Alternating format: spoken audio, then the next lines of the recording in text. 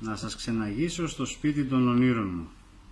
Δεν το έφτιαξα τώρα, το έχω φτιάξει πριν 35, πόσο, το 1983 περίπου.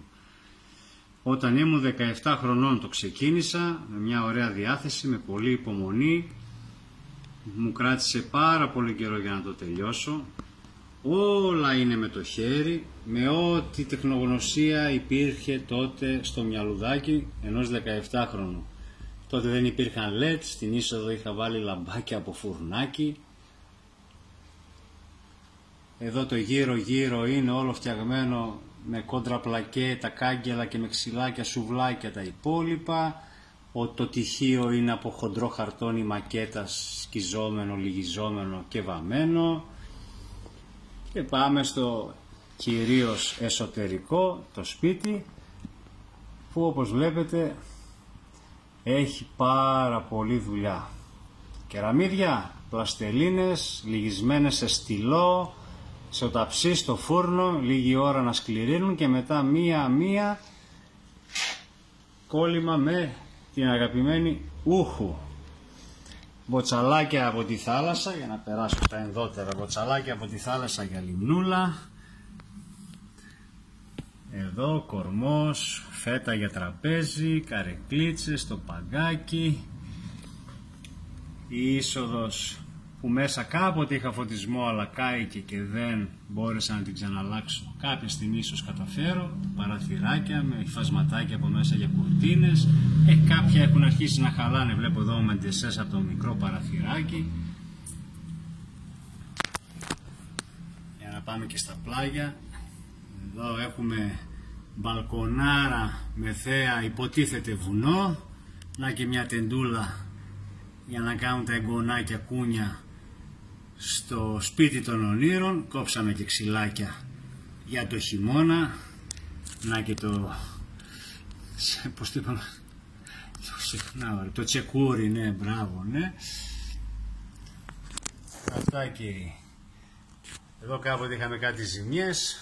Ναι, πέσαν κάτι κεραυνοί, κάτι αστροπελέκια, κάτι αυτά.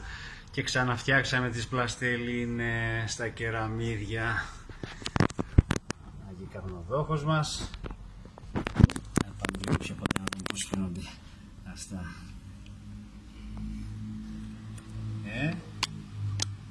Αφού μέχρι και εγώ απορώ, ρε βέβαια, καλά, έχουμε πολλές ζημιές κατά καιρούς. Κάτι πιτσιρίκια κατά καιρούς μου πατούσαν εδώ τα κεραμίδια, κάποια λιώσανε με τα χρόνια από ζέστες.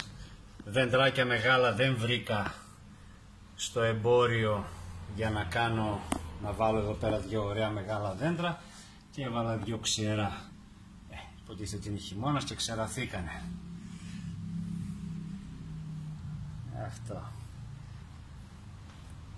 Αυτό είναι το σπιτάκι των ονείρων, το οποίο του βάλα και ένα καπάκι από plexiglass μια στιγμή της δουλειάς για να προστατεύεται, και ίσως και γι' αυτό προστατεύτηκε, το βλέπω καθαρό. Δηλαδή μετά από τόσα χρόνια το έχω και στην αποθήκη πλέον, γιατί στο σπίτι δεν χωράει, είναι μεγάλο, ένα τετραγωνικό είναι περίπου και δεν χωράει πλέον.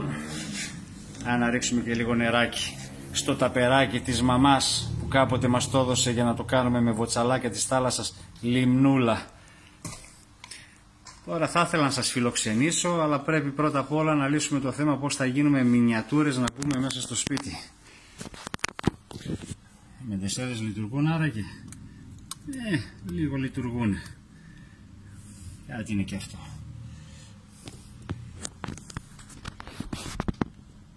Έχει καγκελόπορτα αυτή μέσα μεριά.